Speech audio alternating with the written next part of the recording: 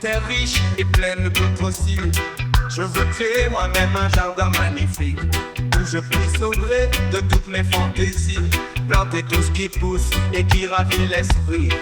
Je déteste les promesses non tenues et je hais tous ceux qui me les rappellent. Oublier qui j'aurais pu être pour devenir demain enfin qui je suis.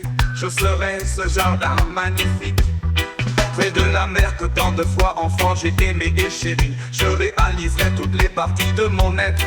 Et pour que je puisse enfin les reconnaître, je laisserai le monde se soucier du passé. Aujourd'hui, je me tiens devant vous, non pas pour vous raconter des histoires du passé, mais pour dévoiler une vision pour l'avenir. Un avenir qui fleurit avec la promesse d'un magnifique jardin. Dans le sol fertile de notre potentiel, je cherche à cultiver un espace où mon esprit peut s'épanouir.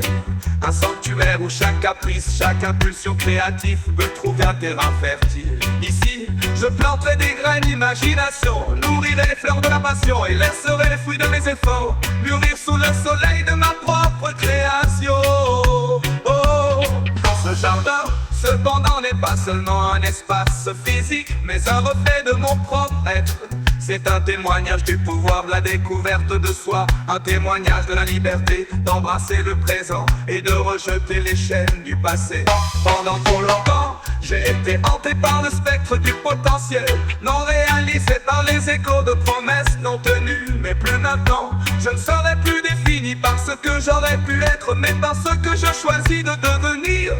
Je ne laisserai pas les fantômes d'hier ternir l'éclat de mon demain. Ce jardin, je l'imagine, sera un havre de tranquillité, un sanctuaire d'expression personnelle. Ce sera un lieu de couleurs vibrantes, de fleurs odorantes et du doux murmure de la mer faisant écho aux rêves que j'ai chez les enfants. Ce sera un lieu où les parties de moi-même, longtemps fragmentées et dispersées, pourront enfin trouver l'unité et le but. Et alors que je cultive ce jardin de mon âme, je vous invite à vous joindre à moi pour lâcher prise sur le passé, pour embrasser le présent et pour planter les graines d'un avenir plus radieux.